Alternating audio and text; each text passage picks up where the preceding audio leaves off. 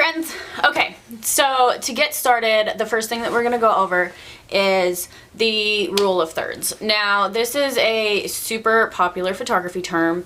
It basically talks about how you're splitting up your viewpoint on your cameras or your cell phone. This actually will work no matter whether you're using an iPhone, an Android, whatever. So the rule of thirds, the basic short definition, the easiest way to explain it is you imagine that whatever you're looking at, there's a grid.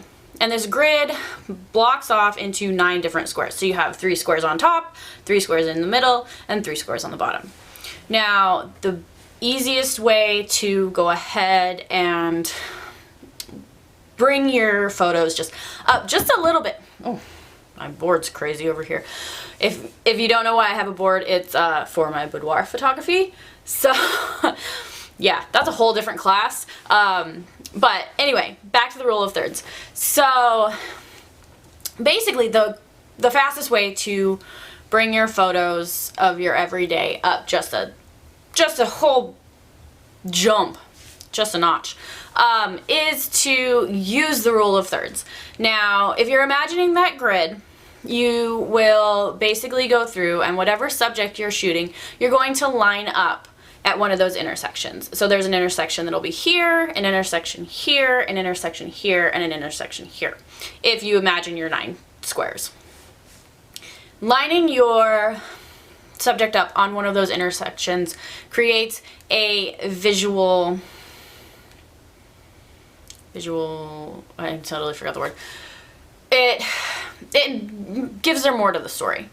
So you're not just focused straight in the center at whatever you're looking at. You are actually focused at your subjects here, and you can see some of the the landscape, or if you're outside, whatever you see there. Now, if you're shooting on an iPhone, you can actually go into your settings here. So you pull up your settings, just like this, scroll down till you find photos and camera, and you can scroll down here to where it says camera and grid. Now, if you turn that grid on, it will actually give you the grid that you need in order to run your rule of thirds. So I highly suggest, if you're using an iPhone, I don't know about Android. Android might have something similar to this. If somebody can go ahead and shoot me an email if you have an Android and know how to do that, feel free. I'd love to be able to pass the information on. But so I suggest going ahead and using that grid, because then you can see.